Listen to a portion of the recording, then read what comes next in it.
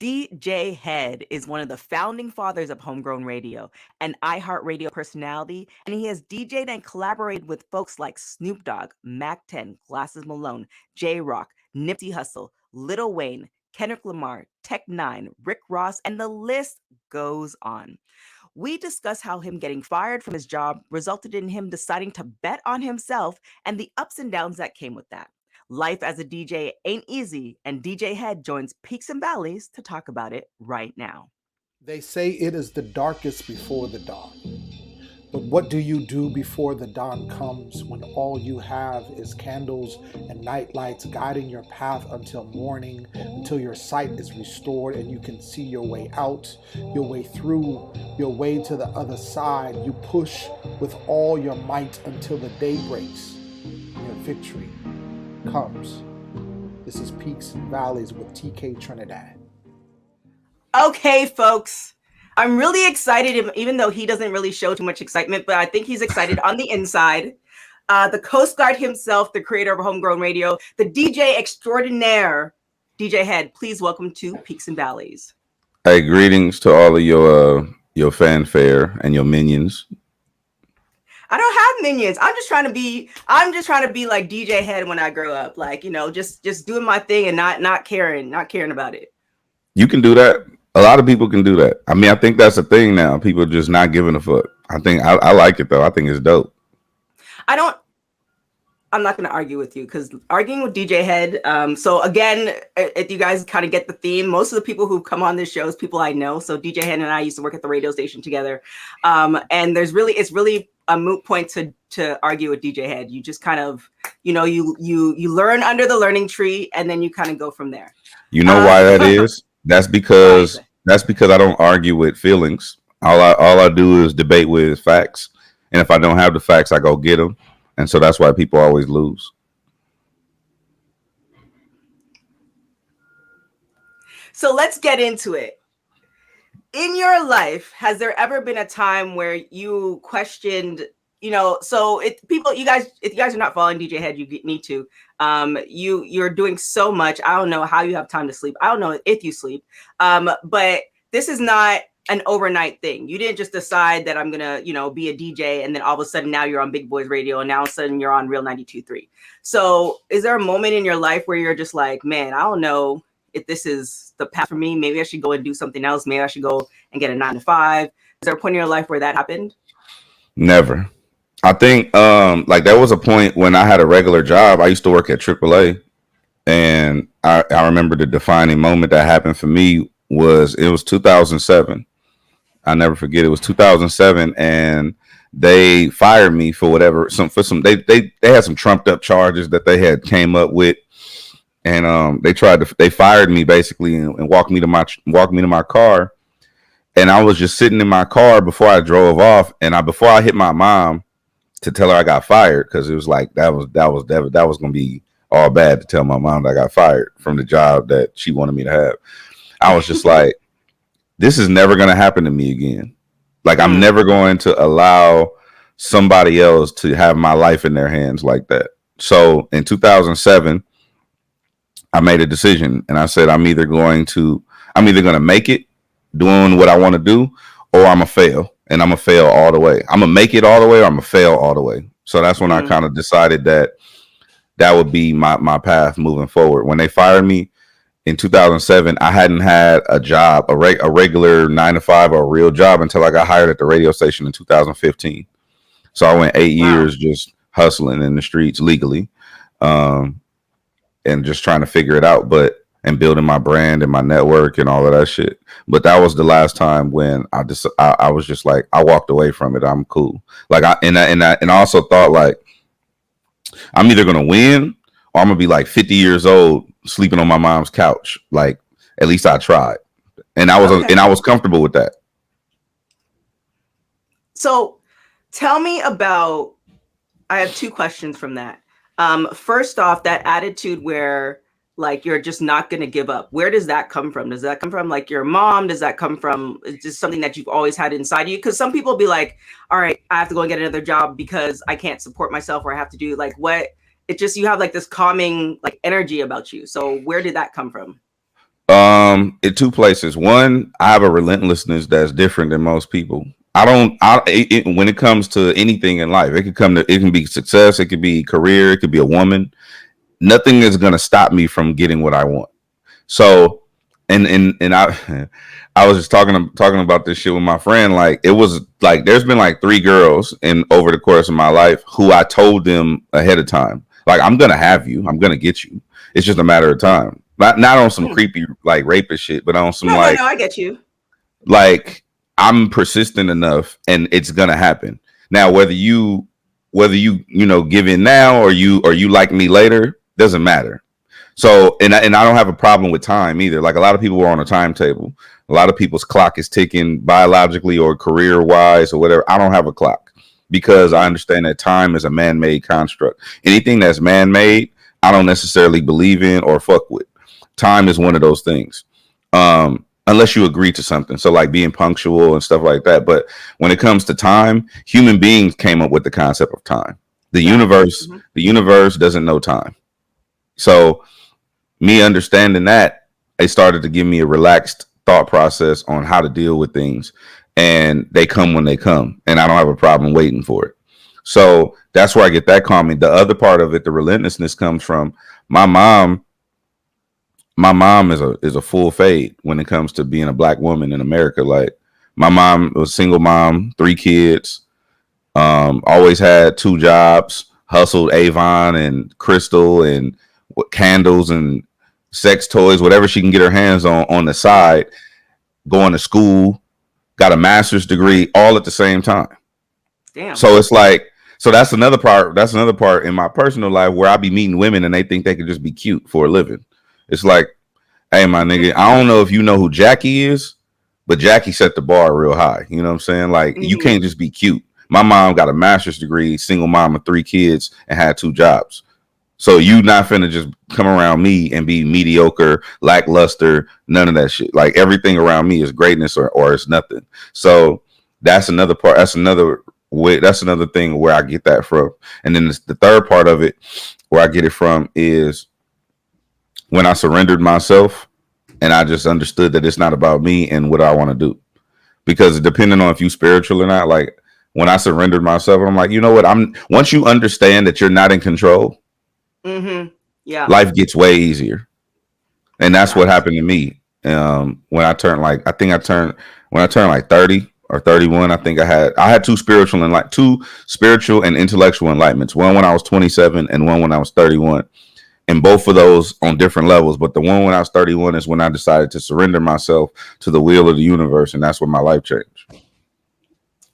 So we're going to put a pause on that.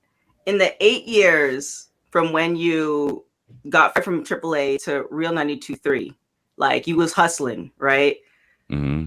Like, what did you have a mantra? Like, what, because, hustling in LA is, I feel like you need a certain type of mindset, because you have a lot of people, and no shade to folks who've been here and moved. But you have a lot of people who come here with the dream, and then they realize that, like, you have to fight for this dream, and not a lot of people are willing to fight for it. So what, like, on a daily basis kind of kept you going? No backup plan. Like, I don't have a plan B. So it's either all or nothing for me. That's how I am. Like, it's all or nothing. Like, and I know that I hate that we live in a world where people try to give you game through hashtags and cliches and sayings and shit, and memes. No backup plan, blah blah blah blah, or you got to have a backup plan. Make sure you get your education, blah, blah. Everybody's path is different, right? So there's no blueprint to success. There's paths and ideologies, but there's no one way to win.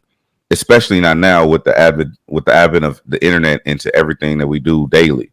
So for me, what kept me going, it was just like, bro, like, I'm not a loser, so I'm not gonna lose. Winners win, no excuses, period. That's why I'm always posted on my Instagram too. Like, I'm a huge skateboarding fan, and skateboarding is literally my favorite sport. That's my favorite pastime, skateboarding. And I'm old now, so I don't skateboard, but anymore. I used to, but like I always post videos of like it's called adaptive. They're called Yeah, I've seen that. Yeah. adaptive sports, and I always post people with physical disabilities skateboarding and doing shit. There is a blind dude who's better than me when I was young, and he's fucking 30 or whatever he is, and he's skateboarding like crazy, and he's blind. He literally can't see. Right? Then there's another dude with no legs skateboarding. So I always try to tap into that because it's like, well, what is your reason for not winning? What's your reason Right. for not succeeding? You just conjured up and made up some excuse and started to believe yourself that you can't win because whatever your circumstance is. I'm from poverty. Me and my mom was homeless. We used to sleep in a car. I was on welfare till I was 18 and they kicked us off. You know what I'm saying? Like I was broke until I was fine. Like when you met me in 2015, that's the first time in my life where I was financially stable. I was 31 years old before I became financially stable. So it's like, for me, it's one of them things. It's like, bro, like I don't want to hear your excuse. I don't want to hear, oh, well, I don't hear none of that shit. Let's get to it. Let's figure it out. Right. So with that being said, like you talked about like the two breakthroughs. Like, did you read any books? Did you have like therapy, counseling? Like, what it feels like the people who I've met who kind of hit that journey and hit that stride, especially, with relating to the universe, is like either a book or they had a life coach or there is somebody who has already been there and they're like putting you on game. Like, how did you get to that point? I started I started to be resentful towards my family and towards my community because I felt like information had been withheld from me my entire life. I'm black. I have a black family. So excuse me. I have a black family. So all they do is go to church and pray. There is no law of attraction. There's no art of manifestation. There's no universal law of it. There's none of that shit. It's only, hey, go to God and pray and pray the cancer away or pray the diabetes away, or it's no like real actual people think that it's a spiritual thing, but if you were really spiritual, then you would tap in on multiple layers of spirituality, right? Yeah. So for me, I became resentful because I felt like nobody taught me this shit. I had to go out and figure this shit out on my own. Like when I was a grown ass man, I'm 30 years old, just finding out about law of attraction. I just picked up The Secret. I get what I call the starter pack of enlightenment, right? I got The Secret. I got 48 Laws of Power. These are books.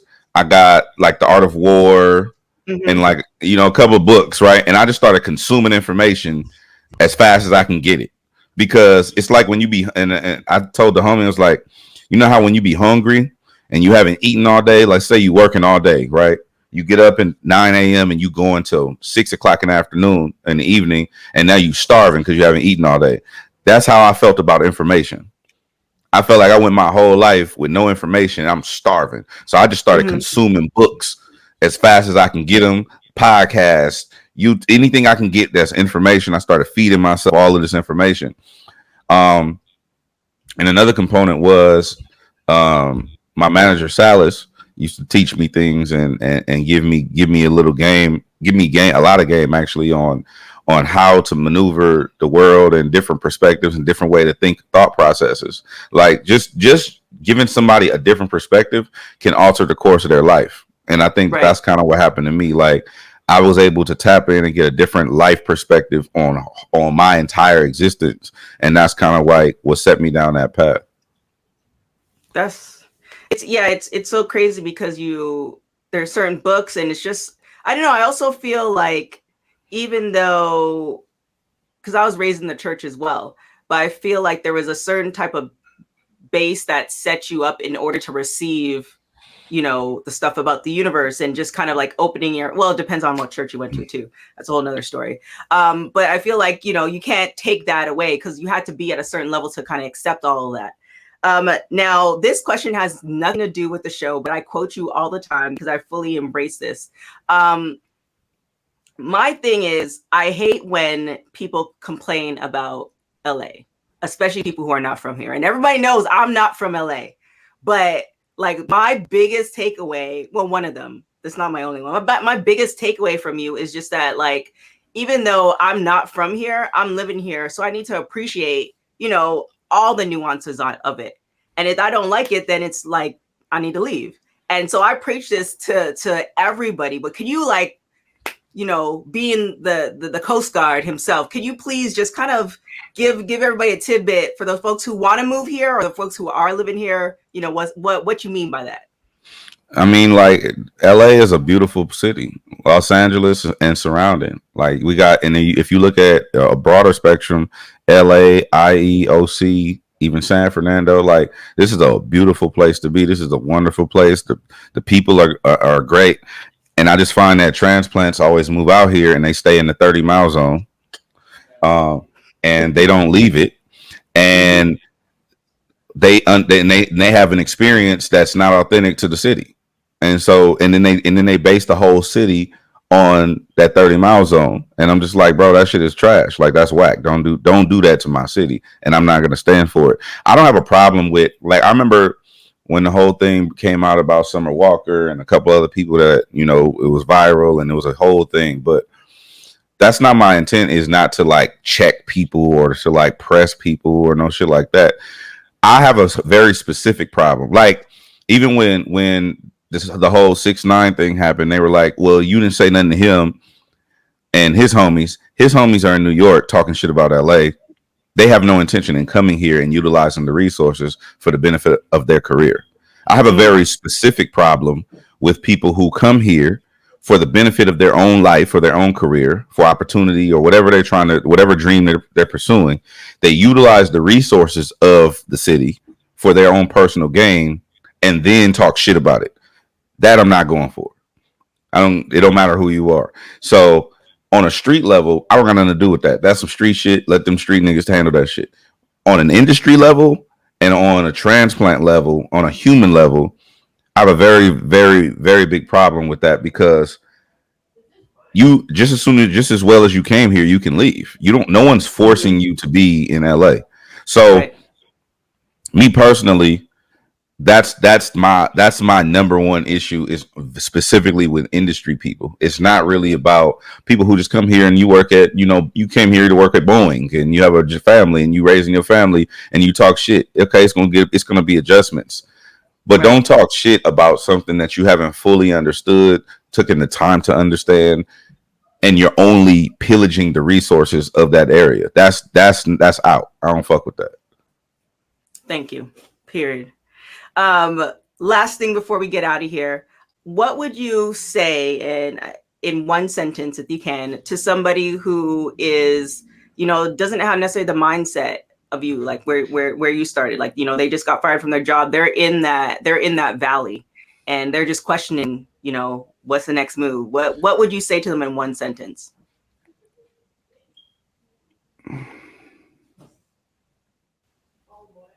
Fuck them.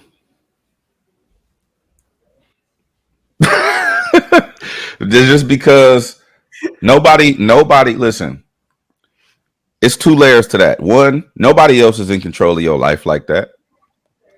Like, we live in America, right? And I know you Canadian people fuck with that shit, and or let's say even North America. And North America is the land of opportunity. People come here from all over the world. I know dreamers that cross the border illegally and they here and they thriving, right? What's your excuse? I think that we just have so much privilege that people take the privilege for granted and they don't actually apply themselves in a certain way.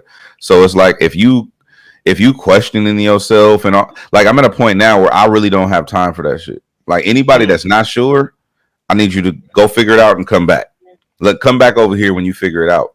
But if you know for sure, like, this is like, shout out to Gina Views. Like my homegirl, my young homie Gina Views. She just put our 2 week notice in, you know, for her regular job, and she's going all in on media and being Gina Views, right? And I salute her for that, because I remember when Chuck Dizzle did that, and it's very difficult when you have a certain level of comfort to go all in on what you know you're supposed to be doing, and it's no half-ass. It's no different than I tell the homies that be in the streets that rap. You can't be 1 foot in the streets, 1 foot in the studio. You got to pick one. So once you make a decision, stand firm in that decision, and it's gonna get uncomfortable. You know what I'm saying? It's gonna get very uncomfortable. But again, what I explain to kids when I go to the schools and I explain to them how muscle works. You know this because you train muscle. It builds because it tears and it heals. It tears and it heals. It tears and it heals. That's the only way to build muscle. That's not a comfortable thing to tear your tissue. You know what I'm saying? It's not. So, but that's the only way to build. And that's how I look at life. You have to get uncomfortable in order to grow. Period.